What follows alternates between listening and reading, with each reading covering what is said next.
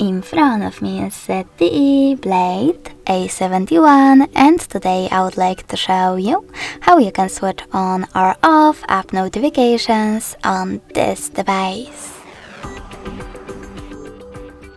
First of all, go into Settings.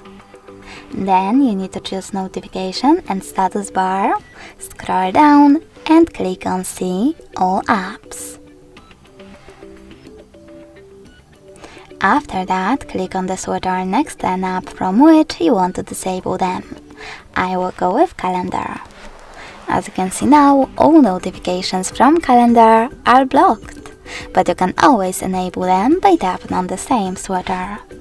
If you wish to, you can also click on one of your apps over here instead, and manage all notifications by tapping on this switcher next to all Chrome notifications. Thanks so much for watching. If you enjoyed this video, leave a like, comment and subscribe.